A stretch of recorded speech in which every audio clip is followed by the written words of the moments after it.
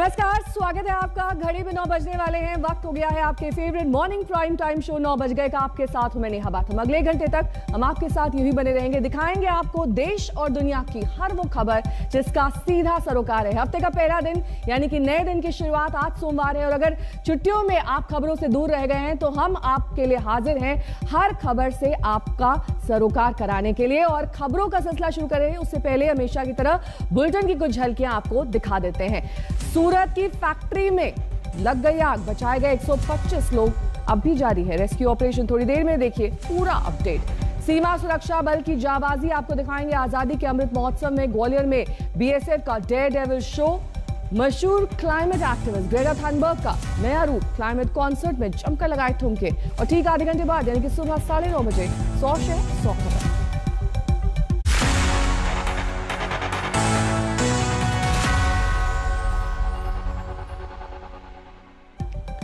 और बुलेटिन की शुरुआत करेंगे जम्मू कश्मीर के कुलगाम में कल हुए आतंकी हमले के 7 आतंकियों ने कुलगाम में कल बिहार के 2 मजदूरों की हत्या कर दी।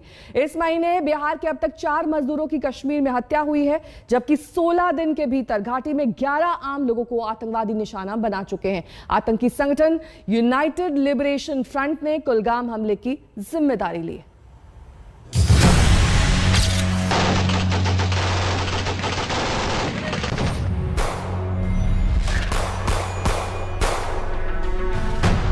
एक और आतंकी हमला, एक बार फिर निशाने पर प्रवासी मजदूर। कुलगाम के वनपोह इलाके में रविवार शाम अचानक सुरक्षा बल के जवानों की सरगर्मी तेज हो गई। पता चला कि आतंकी हमला हुआ है। आतंकियों ने एक बार फिर से प्रवासी बिहारी मजदूरों को निशाना बनाया था। बताया जाता है कि मजदूरों के किराए के घर में घुसकर आतंकियों ने अंधाधुंध फायरिंग की। फायरिंग कर आतंकी मौके से भागने में कामयाब हो गए। हमले में 2 मजदूरों की मौत हो गई, जबकि एक जख्मी है। मृतक की पहचान बिहार निवासी राजा ऋषिदेव और जोगिंदर ऋषिदेव के रूप में हुई है, जबकि जख्मी मजदूर का नाम चुनचुन ऋषिदेव है। तीनों बिहार के अररिया जिले के हैं। दरअसल ये कुलगाम जिले के पास वनपो का इलाका है गोंजीपुरा, जहां पर ये हमला हुआ है इन नॉन कश्मीरी या नॉन लोकल कहे इन नागरिकों पर। और ये सिलसिला अब रुकने का नाम नहीं ले रहा। जहां एक तरफ सरकार की तरफ से प्रयास हो रहा है कि इस तरह के हमलों को रोका जाए, वहीं पर लगातार एक के बाद एक इस तरह का हमले हो रहे हैं। कश्मीर घाटी में आतंकी हमले में 24 घंटे के भीतर 4 प्रवासी मजदूर मारे जा चुके हैं। इस महीने अब तक 11 नागरिकों को आतंकी निशाना बना चुके हैं। शुरुआत 2 अक्टूबर से हुई थी, जब सुरक्षा बल का मुखबिर होने के शक में मोहम्मद शफी डार और माजिद अहमद गोजरी को आतंकियों ने मार डाला।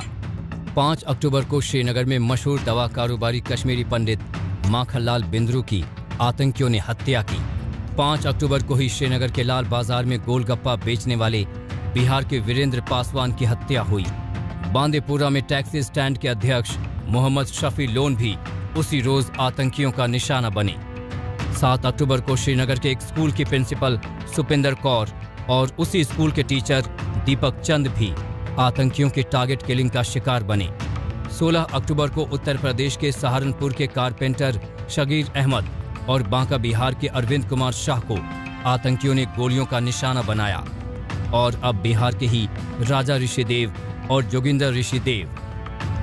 कि ये सारी पाकिस्तान की डेस्परेशन है और पाकिस्तानी जो टेररिस्ट है, क्योंकि हमारी सेना को वो फेस नहीं कर सकते और इसीलिए उनको पता है कि पुलवामा किया था उन्होंने, तो एयर स्ट्राइक हुआ था, उड़ी किया था, तो सर्जिकल स्ट्राइक हुआ था और पाकिस्तान को मुंह की खानी पड़ी थी। इसी कारण से वो इस प्रकार के सॉफ्ट टारगेट के ऊपर अटैक कर रहे हैं। इस साल अब तक आतंकियों ने कश्मीर घाटी में 29 नागरिकों को निशाना बनाया है।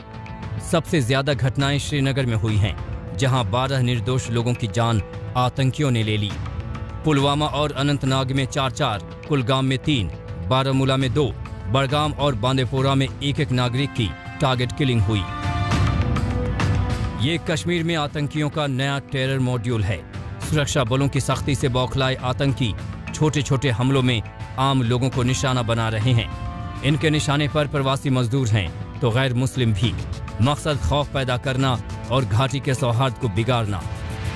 मैं समझता हूँ ये बहुत अफसोसनाक बात है कि बेगुनाहों को मारा जा रहा है हम समझते हैं ये एक साजिश के तहत किया जा रहा है कि हम लोग बदनाम किए जाएं और इसमें हमारा हाथ नहीं है, कश्मीरियों का हाथ नहीं है। क्या माहौल को खराब करने की कोशिश की? जी हाँ, माहौल को भी और कश्मीरियों को बदनाम करने की कोशिश की। पिछले दिनों आज तक ने पाकिस्तानी खुफिया एजेंसी की हाइब्रिड आतंकी और हिट एंड रन साजिश का खुलासा किया था। सुरक्षा बल के लिए जरूरी है कि देश के दुश्मन और ज्यादा नुकसान पहुंचाएं, उससे पहले ही इस साजिश को पूरी तरह नाकाम कर दिया जाए। अशरफ वानी, श्रीनगर, आज तक। कश्मीर में बढ़ती आतंकवादी घटनाओं के लिए सबसे बड़ी चिंता की बात यह है कि ये थम नहीं रही हैं। इस पर किसी तरह की सियासत नहीं होनी चाहिए, ये भी एक मुद्दा है, लेकिन देश में इस पर जुबानी जंग शुरू हो चुकी है। सेना, पुलिस तथा हमारे पैरामिलिट्री फोर्सेस के बहादुर जवानों ने कश्मीर घाटी में ताबड़तोड़ ऑपरेशन करके आतंकवादियों की कमर तोड़ के रखी है और बौखलाहट में आके, डेस्पिरेशन और फ्रस्ट्रेशन में आके आतंकवादियों ने यह जो जघन्य अपराध कश्मीर के अंदर फिर से किया है, इसकी भारी कीमत इन पाकिस्तानी दुर्रांत आतंकवादियों को चुकानी पड़ेगी। सबका हिसाब बराबर करेंगे और सूद समेत इन आतंकवादियों का, इन पाकिस्तानियों का हम हिसाब बराबर करेंगे। भयानक स्थिति बन चुकी है। ऐसा लग रहा है कि जैसे युद्ध जैसी स्थिति कश्मीर के अंदर उत्पन्न हो गई है और राज्य सरकार जो है वो मूल दर्शक बनकर देख रही है। राज्य सरकार का पूरी तरह फेल होना, हम सरकार से अपील करते हैं कि सरकार जल्द से जल्द लेफ्टिनेंट गवर्नर सिन्हा साहब को पद मुक्त करे, क्योंकि वो असफल साबित हुए हैं अप्रवासियों की सुरक्षा के लिए। कम से कम ऐसे क्षण में जहां इस तरह की वारदातें आतंकवादियों के द्वारा की जा रही है, तो पूरा देश आज जहां भारत के यशस्वी प्रधानमंत्री श्री नरेंद्र मोदी के साथ खड़ा है, वहाँ विपक्ष कहीं न कहीं मौन है। यह भारतीय लोकतंत्र के लिए एक सुखद नहीं है। तो ये पूरी तरह से जम्मू कश्मीर प्रशासन जो अधीनस्थ है भारत सरकार के, वो उसकी नाकामी है, उसका फेलवर है और अपनी नाकामियों को किसी मजहब से जोड़ करके राजनीति नहीं करनी चाहिए। ये पूरी तरह से फेलवर है भारत सरकार के। पलायन, बेरोजगारी, लाचारी, बेबसी, सब कुछ देश में सर चढ़ के बोल रहा है। अशरफ वानी मेरे सहयोगी इस वक्त तमाम जानकारी के साथ जुड़ गए हैं। अशरफ, ये टेरर का नया मॉड्यूल है और इससे कोई भी इनकार नहीं कर सकता है, लेकिन कल इमरजेंसी एडवाइजरी जारी करने की बात आई, उसके बाद ही कहा गया कि ऐसा कुछ भी नहीं है, उसे विड्रॉ कर लिया गया। उसका एक बाकायदा एक फॉर्मेट भी बाहर आया था। क्या था ये सब कुछ? नेहा, दरअसल इस तरह काफ़ी जो जब ये क्योंकि एक तरफ से प्रशासन और सुरक्षा एजेंसियों की तरफ से दावे हो रहे थे कि उन्होंने सभी उन कातिलों को मार गिराया जिन्होंने निर्दोष नागरिकों की हत्याएं की थी, लेकिन उसके बाद 4 हत्याएं होती है। 2 जो है श्रीनगर में, एक पुलवामा ज़िले में, एक फिर रविवार शाम को कुलगाम ज़िले के जो वनपुर गाँव है वहाँ पर 3 लोगों पर हमला होता है, 2 की जान जाती है और 1 घायल होता है। उसके बाद हलबली मची थी सुरक्षा एजेंसियों में, एडवाइजरी भी जारी हुई थी, लेकिन जब उस पर शोर मच गया तो फिर उसके बाद उसको कहीं ना कहीं वापस ही लिया और वो घोषणा की गई। लेकिन इतना तो साफ हमें रात भर दिखा कि पुलिस की तरफ से कोशिशें हुई अलग अलग इलाकों में, जो गैर प्रवासी या जो नॉन लोकल मजदूर कश्मीर में काम करें अलग अलग जगहों पर, उनकी तादाद लाखों में है, हज़ारों की तादाद में हर हिस्से में कश्मीर के जो हैं ये बाकी राज्यों से जो लोग काम करने के लिए आते हैं, हर साल आते हैं, उस साल भी आए हैं, वो हैं। तो उनको सुरक्षित जगहों पर, कई जगहों पर पहुंचाया गया और कई जगहों पर वो खुद जो है अपने उन रिहाई किराया के घरों में रहे जहां पर वो रहते हैं और उनमें खौफ नहीं दिखा, लेकिन कुछ लोगों में खौफ जरूर दिखा। लेकिन सरकार की तरफ से फिर शाम को ये आश्वासन दिया गया जगह जगह पर सभी उन गैर कश्मीरी कामगारों को, मजदूरों को कि उनकी सुरक्षा मुहैया कराई जाएगी। अगर उन्हें कोई भी मदद चाहिएगी तो सरकार और प्रशासन बहुत बहुत शुक्रिया इस तमाम जानकारी के लिए आपका। और इसी महीने बिहार के 4 मजदूर आतंकी हमले में अपनी जान गंवा चुके हैं। कुलगाम में जिन 2 प्रवासी मजदूरों की हत्या हुई वो बिहार के अररिया जिले के रहने वाले हैं। मजदूरों के गांव में मातम पसरा हुआ है।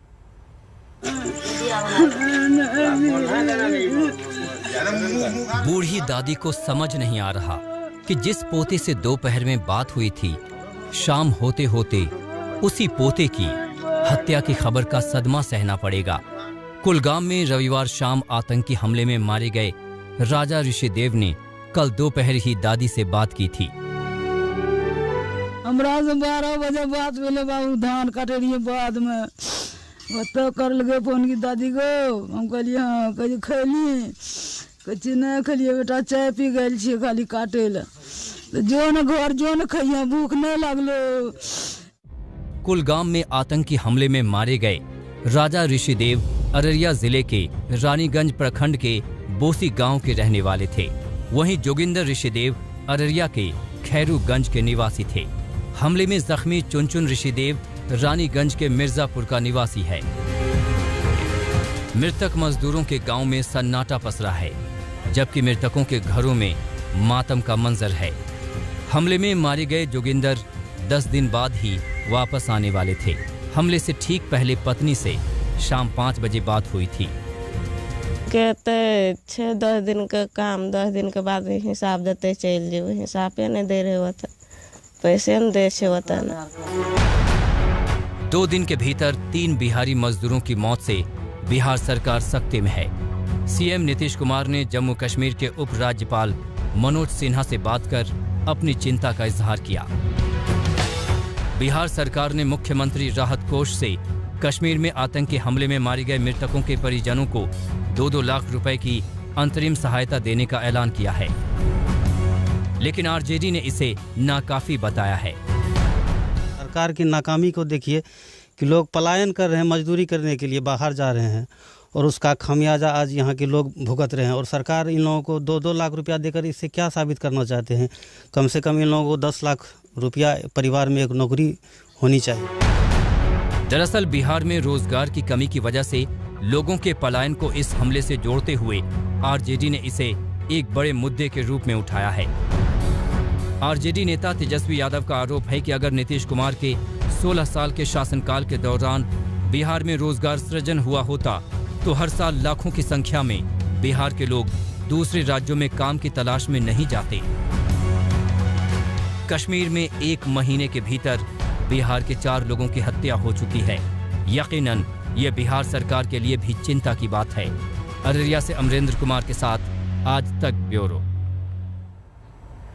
और अब बात अक्टूबर में बरसी आफत की। दिल्ली समेत एनसीआर के कई हिस्सों में पिछले 2 दिन से जबरदस्त बारिश हो रही है। अभी भी कई राज्यों में अलर्ट जारी किया गया है। सबसे ज्यादा तबाही केरल में हुई है, जहां 26 लोगों की जान गई। अक्टूबर में ऐसी आफत बरसी कि दिल्ली पानी पानी हो गई। कल दिन में अचानक हुई जोरदार बारिश सूरज ढलने से पहले रुक तो गई थी, लेकिन रात के 8 बजते बजते बारिश का ऐसा दौर शुरू हुआ कि रुकते रुकते सुबह हो गई। उसके बाद दिल्ली की सड़कों का कैसा मंजर था वो आप इन तस्वीरों में देख सकते हैं।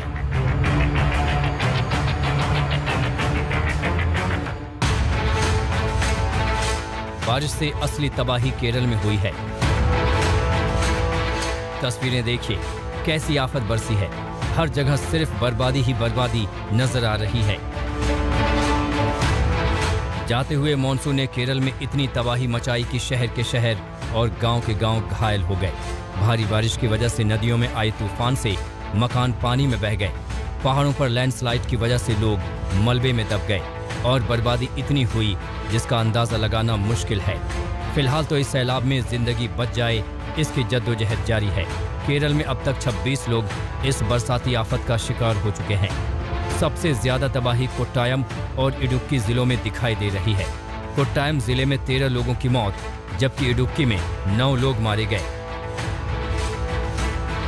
केरल में दो जिले सबसे ज्यादा प्रभावित हैं, उनमें से कोट्टायम और इडुक्की, और नदी के इस पार हम कोट्टायम में हैं और यहाँ की तस्वीर आपको दिखाते हैं। इससे अंदाजा लगाया जा सकता है कि पानी का प्रवाह कितना ज्यादा रहा होगा। लगभग 40 से 50 फुट तक पानी का स्तर चला गया था। घर में जो कुछ भी है वो सब इस नदी के प्रवाह का शिकार हो गया। ये बड़े बड़े पेड़ जो दरख्त न जाने कहां पर थे वो सब पानी के साथ यहाँ सड़क पर आ चुके हैं। जी हाँ, ये मुख्य सड़क है जो जिलों को शहरों को जोड़ता है, लेकिन ये बड़े बड़े पेड़ जो हैं ये सीधे पानी के साथ इतने इस कदर ऊपर आ गए कि घर का काफी हिस्सा बचा ही नहीं। सब कुछ मलबे में तब्दील हो चुका है।